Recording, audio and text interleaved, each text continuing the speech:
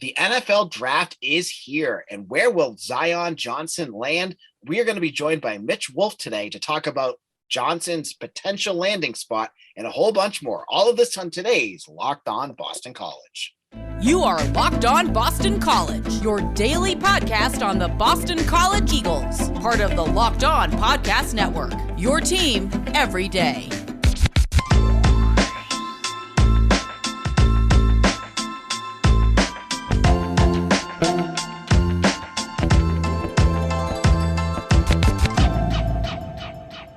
This is Locked On Boston College. I am your host, AJ Black. I'm also the editor and publisher of bcbulletin.com. Check out my work today. On the show, we have Mitch Wolf. Mitch, how's it going? It's going good. I think I'm reaching my critical mass point of taking in draft-related content because now the takes are just getting ridiculous, and I just really can't do it anymore. Okay, so what's the most ridiculous take you've seen? I think this I saw a tweet today that was basically saying who would go first or who's the better prospect, Malik Willis or Justin Fields, which was just one of the most inane things I've seen related to the draft, because I mean, the entire thing the problem with Malik Willis is that there are some really bad takes out there about him. Like Pete Prisco, CBS called him a running back, which was it's stupid. And it's also thinly veiled racism, honestly. But he's also definitely a project quarterback. He is far from perfect. Whereas Fields was in any other draft that didn't have Trevor Lawrence or an Andrew Luck type, Fields would have been the number one overall pick. So, or should have been at least. So it's just ridiculous to compare the two, because Malik Willis is a massive project, whereas Fields was pretty much a finished product. And then you saw in one of the best laughable draft things you saw was that, and I don't want to blast the person in general, but that mock draft that we both saw that had, what was it? Trey McBride in the first round. And had Kyle Hamilton, Jermaine Johnson, Evan Neal, and half of the consensus first round prospects falling out of the first round. That guy also posted his grades. Well, I say grades, and it was basically saying, oh, this guy who's going to go top 5 is actually a 5th round prospect. And his analysis was a sentence fragment. And that was it. So yeah, I can't. I'm really disappointed that people are still giving him a platform. I'll post his, and I hate giving him links, but if you want, it's a good laugh. If you want to read it, I'll put it in the show notes for tomorrow's episode. But we're not here to talk about lousy mock drafts or Malik Willis takes. We're here to talk about Zion Johnson, and just like everyone else in this draft, there doesn't seem to be a consensus on where he's going to end up, and that's what we're going to talk about today. So I think each of us have our own opinion on what team will draft him. And I will let Mitch. Do you want to go first? Or you want me to? Yeah, I mean, I'll go first. So it's interesting. I think the consensus definitely isn't there as to where he will end up, but I think he's one of a very small number of players that I think people are in agreement that he's going to go in the first round. That's a pretty small number in this class. I've seen people say I've seen things from the NFL GM saying there's only 15 players in here that they created as first round prospects. And obviously everybody's ranking system differs, but there isn't a ton of elite talent in this class. There's a lot of good players that are kind of in that back end of the first, early second range. But a lot of people just like Zion because of his ability to come in and immediately contribute as a starter. But I think the earliest where I could see him going right now is the Los Angeles Chargers at 17. And I think that would be a good fit because it would allow them to move their current starter at left guard, Matt Filer, to right tackle, where he has played before and played decently well. And then they could have Zion Johnson play at left guard. So you solve two needs there at once, and they need to get some offensive line help for Justin Herbert to keep him upright. All right. So I am going to go with one that has been really popular online, and that is the Dallas Cowboys. Mm-hmm. I think Dallas has a need on the offensive line as well. They need to stop getting Dak Prescott killed, and Zion Johnson, that kind of mauler that they could use up front. I'm not going to get into the nitty gritty of the Cowboys and why they will or won't go with him. It just seems to me like a good fit for him. I mean, other picks that I've seen that I thought, well, okay, the Patriots, I don't think I get the feeling the Patriots are probably going to trade out of the first round. So I don't think it's going to be them. The Bucks and the Titans were the other couple teams, but to me, the Cowboys kind of flash. Now, do you have a second pick? Yeah, and like we talked about a few weeks ago, how the prop bet on betonline.net was Zion Johnson over under 27.5. Well, now it's down to 24.5. So if you were like us and got in on that 27.5 line, got the under on that, you're looking pretty good right now, because that's pretty much all the teams you mentioned. The Buccaneers pick at 27, so that would cash. Titans at 26, Cowboys, like you mentioned, 24. I went on Locked On Cardinals and talked about Zion Johnson. I think he'd be a really good fit there as well. They have a pretty desperate need at guard. I think the Packers could be interested. They've obviously been willing to draft BC players before, but I think that they're going to be focused on, one, getting a wide receiver for Aaron Rodgers, and two, with their second pick at 28, getting some kind of defensive help. Even though they could use a guard, I think they have guys they like at that position right now. And with the Patriots, even though I think I could see it happening, I agree with you that I think they will trade back. And also I think that they are going to try to go for a little more of, if they stay where they are, I think they might try to go for a higher ceiling player than Zion, because I think they feel good about getting late round offensive linemen to become contributors. I do like that Cowboys pick. I think he would be an immediate starter at left guard. And I think he would really kind of elevate their offensive line. Like you said, keep Dak Prescott upright. And yeah, the Titans and Buccaneers are both really good fits as well. I think he fits really well into both their schemes. And again, would be immediate starters that would just elevate all of their offensive lines. So what is your routine for a draft weekend? What do you do? Are you just the type that sit there and like tweet through it? Do you go out and watch it at a bar? What is your deal, Mitch? I usually stay home because I like to have like my computer out so I can like track it on my own personal spreadsheet. So I usually watch it at home. Sometimes I'll have some people over, but they're usually kind of much more casual about it than I am. Like, I'm locked in. Usually I'll have the TV broadcast on, and I'll usually have that muted, and I'll have like one website's like live show, like either the Draft Network or PFF or The Athletic or some other live stream, because their commentary is usually a little more interesting and a little more fun. It's not as cringy as ESPN or NFL Network, especially if they're really Let leaning me jump in here for a second. Locked On has their own show this year, so make sure you check that out as well on YouTube or on the Odyssey app. So I got to make sure I get that. Yeah, of course I'll be watching that.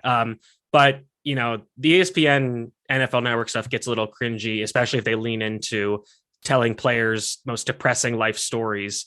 And this year, the number of like Las Vegas related puns and kick to commercials is going to be nigh unbearable. So I'm definitely going to have the main TV broadcast muted. Is Berman doing it this year? No, he's been out for a while now, which he's good for a round. Then it kind of wears on you. Yeah. And of course, Gruden's not doing it anymore. I think Mayock might be back with NFL Network, which I always liked him.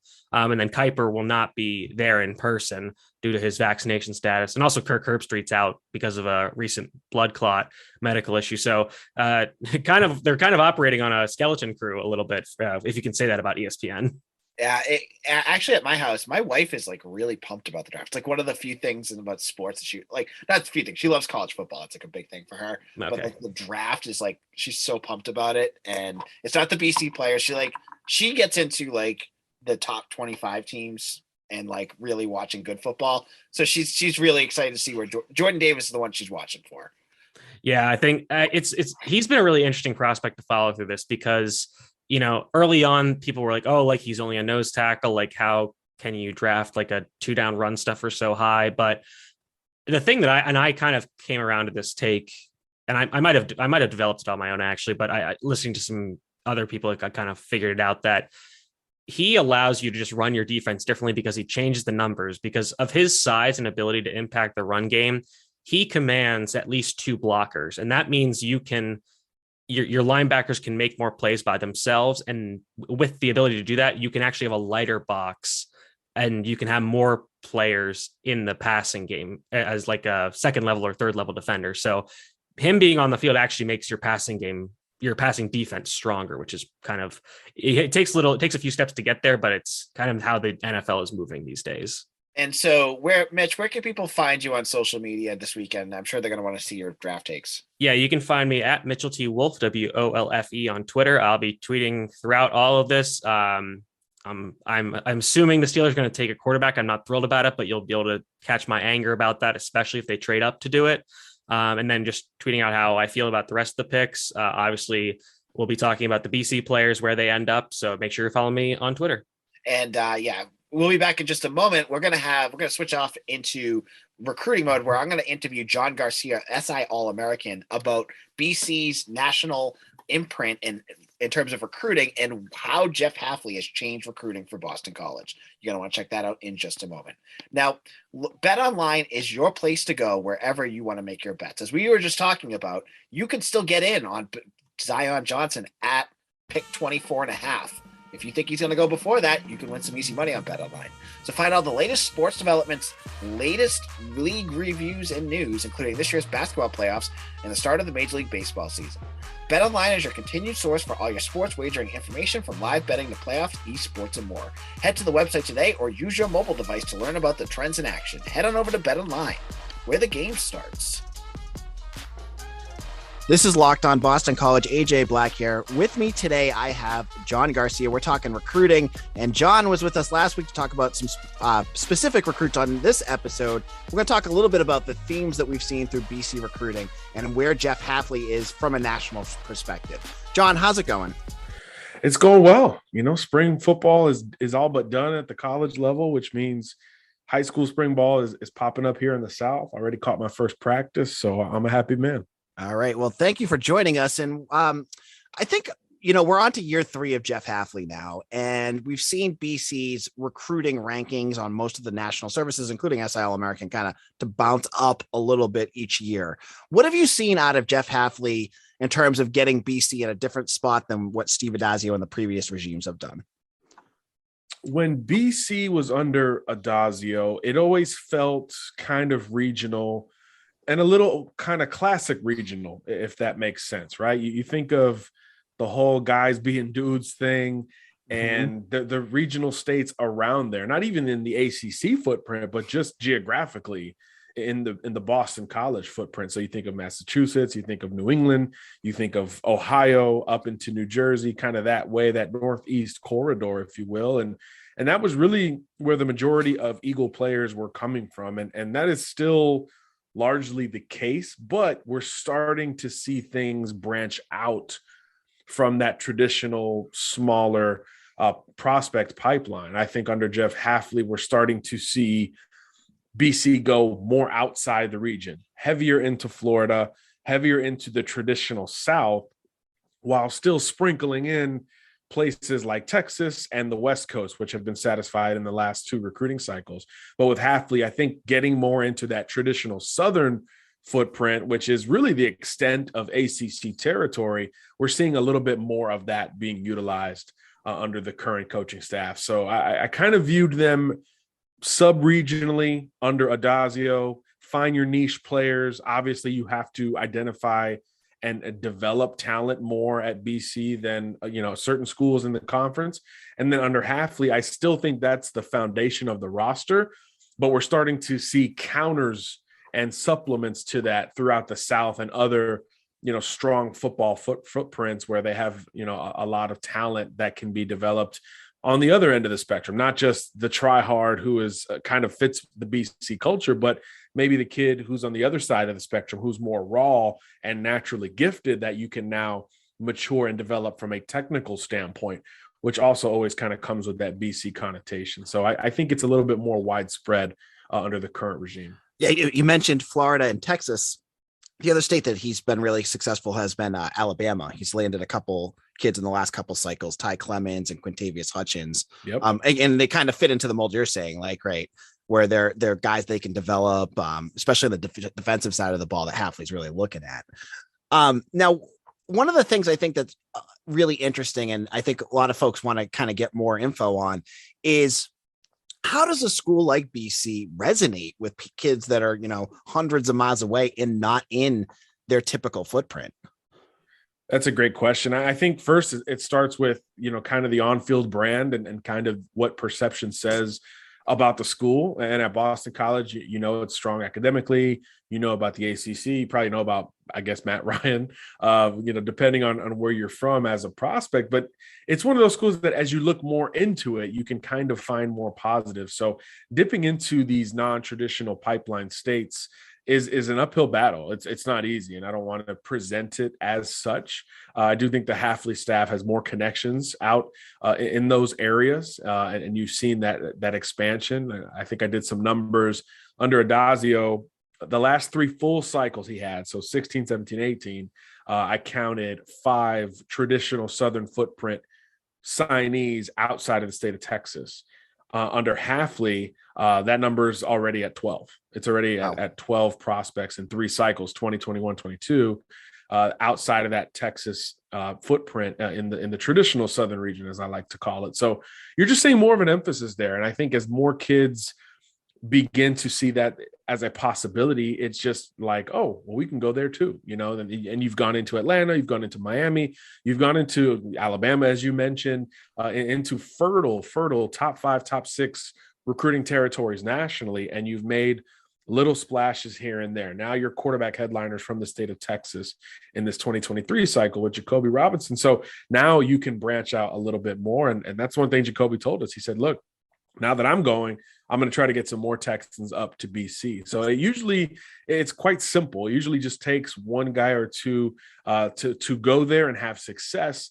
And then it can begin to breed a lot more of the same, because it's almost like law, right? If there's precedent, it's much more likely to see, history repeating itself. Yeah, and you made a great point there. You see at wide receiver, Zay Flowers. Where is he from? Fort Lauderdale. You have Jaden Williams across the line from him, wide receiver from Texas. So you're starting to see more of these Southern recruits hit that starting lineup, and it might begin to even resonate even more with some of these recruits that BC's targeting. Now, John, my last question for you for today, we're going to keep this one brief. I've been talking a lot about BC also kind of targeting some of the national high school powerhouses. I know some of these schools that you're familiar with. Azar Abdul-Rahim, their defensive backs coach, is very big in the DMV area and has opened up a great pipeline for BC at St. Francis Academy in Maryland. And St. John's Bosco, they just landed a 4-star safety last year, Sione Hala, and Lipscomb Academy in Tennessee. IMG Academy, they've been starting to get more and more guys interested in BC and up for visits. How does a guy like Hafley, where BC has never really been involved in these schools before, how does he kind of drive that message home at a big time power school like IMG Academy, especially? Right. And I think this is where the opposite of perception comes into play. So we talked about, for the kids, it's more about perception, awareness. What is BC? And believe it or not, for some of them, where is BC, despite that being in the name? It's the opposite when you talk about getting into these power programs, because these are, first of all, adults. And second of all, at the bigger name schools, these guys have been around for quite a long time. So now the NFL resume of Jeff Hafley and the year at Ohio State and his kind of really fast ascent onto Boston College is now something that does not have to be sold, because it's already known, right? These, St. John Bosco's high school coach, IMG Academy, Lipscomb Academy, the schools you mentioned, those coaches know about that quick ascent under Jeff Hafley with Boston College. So I think that creates now almost like a validator, right? He's a relatively young guy, early to mid 40s, got that NFL track record on the resume, because that's what's important. Kids want to play in the NFL. I've been on a few of these shows recently, and I talk about when I first got in this business in 2010, it was like, I want to go somewhere where I can play. That was really what all kids talked about. And then it turned into, well, I want to go somewhere where I can win, so that was like the beginning of maybe Alabama's big run, 2014, 15, where they started going crazy. Now, years later, kids talk about, I want to go to the NFL. It's about Sundays. It's about using college football as the vehicle to propel you to the highest levels of football, whether it's the NFL or professional football elsewhere nowadays with the other leagues that have been established. So when the coach comes from that environment, it's an instant validator, not only for the high school coaches and the decision makers, but for the kids themselves when they do get to that part of BC beyond just the casual perception. When they actually look into it and then they see that, then all of a sudden it starts to really resonate with recruits. And I think that's part of the reason why under Hafley, you've seen more success in that Southern footprint, because there's a little bit more buy-in, a little bit more benefit of the doubt relative to Steve Addazio, a more traditional, obviously older coach who's going to do things more in the traditional way. Recruit your home state, recruit your region, kind of stay in that box a little bit. Hafley, obviously younger, more open-minded, has been all over the country working at different levels, certainly understood, hey, if BC is going to compete at the highest level and get over this kind of 500 stigma, it's going to have to come with a supplement of talent from outside of the region. And I think that's the tangible effort we've seen. So when it's paired on the other side and coaches are looking at his track record, it just gives them a little bit more benefit of the doubt. Yeah, it's a great point that you brought up about the NFL, because when I've talked to many of the recruits that I've interviewed for BC Bulletin, a lot of them, I asked them, like, what was it about BC that stood out? And they say Hafley's NFL experience. They talk about the potential to get to the NFL. So all of these messages that you brought up, you hear the recruits regurgitate that to you when you talk to them. So that was a great point. So John, thank you for joining us today. Where can people follow you on social media? Yeah, it's just my name, John Garcia _JR, or at SI All American on all social media platforms. Yeah, definitely check out John's work at SI All American. He's got some great recruiting stuff up there, and you don't want to miss that. So thank you, John, for joining us today. Always a pleasure, AJ. Locked On Boston College, AJ Black here.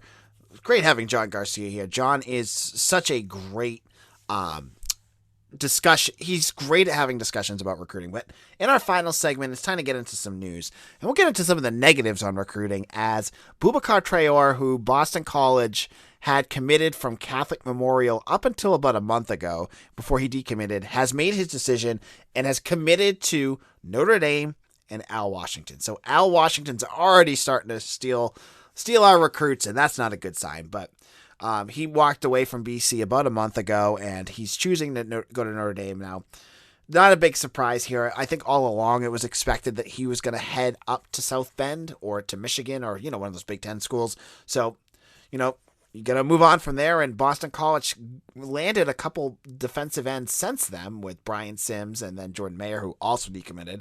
But they'll continue to look around, and I'm sure they'll find someone else that will fit that role. One name that we haven't talked about at all during the NFL draft season has been TJ Ram, defensive tackle from BC from last year. And it was announced on Tuesday that he's going to enter the CFL extension draft, basically a supplemental draft, which is kind of like guys that are trying to catch on in the CFL. So TJ Ram, I don't think would have had any chance to really catch on in the NFL. Good guy, he did a nice job with BC when he was there, but he's going to try at the CFL level to try to get in. And at that point, you're going in as a supplemental pick. That's a little tough. So hopefully he'll get in. But the great thing about the the football world right now is you've got the USFL, the XFL's coming back soon. So there'll be more opportunities for him to hook on into a roster. But we'll have to keep our ears open to see it if he catches on in the CFL. And finally, some transfer portal news for the basketball team. It's been quiet since Mason Madsen committed. But Ryan Young of Northwestern, a 6'10 forward junior, so he's going to be a senior next year, is going to or has already visited Boston College. He averaged last year 9 points per game and about 5 to 6 rebounds per game. Only played 17 minutes. So again, that's some intriguing numbers right there. 6'10", 242, which is that big body size. Like you got you got Quentin Post, at center as well, but he's more like the thin, tall, lanky guy. You're missing the James Karnick, and this guy sounds like he could fit the Karnick role. You know what I mean? He's not an outside shooter. He's a physical, big body. I mean, I've said all along, BC needs another big to go with Post, so this is going to be a perfect opportunity. Now, that being said, there's some other big-time programs looking at him too, including Georgetown, Duke, and Georgia Tech, and he may also be interested in Notre Dame and Miami, according to Rothstein. Now, you could say, okay, yeah, those are some big schools, but what can Boston College offer him that the other schools can't? And if it's playing time, that could be a big thing, right? Like you could go to Duke, but they just brought in a humongous freshman recruiting class. They're going to bring in some heavy-duty transfers. your minutes may not go up there. If you're looking to play, a school like BC or Georgia Tech might be a better fit for you. So we'll wait to see what he picks. But that's a name to watch for. It's Ryan Young and out of Northwestern. He's originally from New Jersey too, which is interesting. An area that I think BC should start to hit more in basketball. All right, on tomorrow's show, we're going to talk all about where Zion Johnson ended up. We'll have Mitch Wolf back on to analyze his landing spot and look at the weekend ahead, where there's going to be even more draft talk with Alec Lindstrom and Trey Berry and all the other guys that could find their home this weekend. Thank you all for listening. You can follow me on Twitter at AJBlack_BC or at LockedOnBC. My name's AJ Black. Follow my work at bcbulletin.com. Thank you all for listening, and we'll see you all again soon. Take care.